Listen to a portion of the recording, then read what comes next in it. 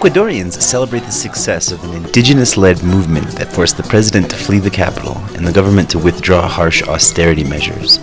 This same park, where they shoot off fireworks, was recently the site of a bloody struggle between police and protesters that lasted 12 days.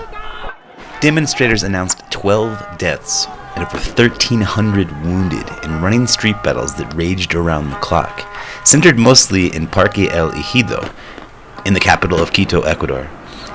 The protests reached critical mass when thousands of Ecuadorian indigenous people arrived to the capital. Nosotros venimos también de igual forma como pueblo ecuatoriano respaldando la lucha de nuestros hermanos indígenas.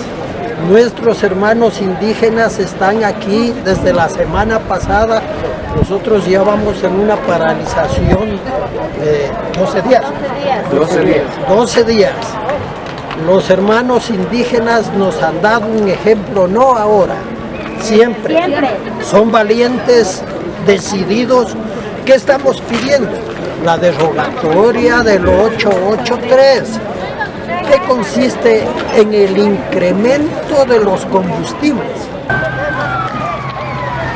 Protests were sparked by President Lenin Moreno declaring an end to gasoline subsidies and a series of labor and tax changes, all to receive approval for a $4.2 billion IMF loan. Commerce in Quito ground to a halt, and indigenous roadblocks disrupted oil refineries on the Ecuadorian coast.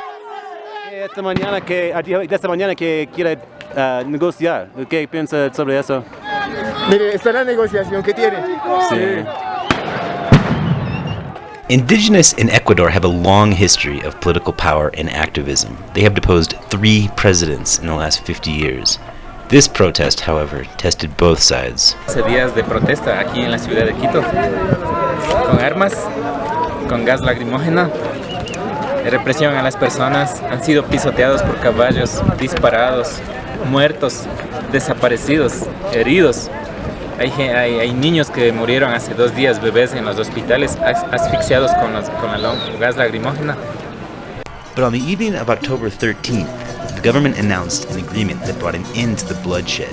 El Ejido Park, which was a battleground for almost 2 weeks, became instead a party, as citizens of Quito poured into the streets to celebrate the accord, and the indigenous people who led this movement were given a hero's welcome. Details of the deal are unclear, and time will tell if it holds, but for now, Ecuador celebrates peace.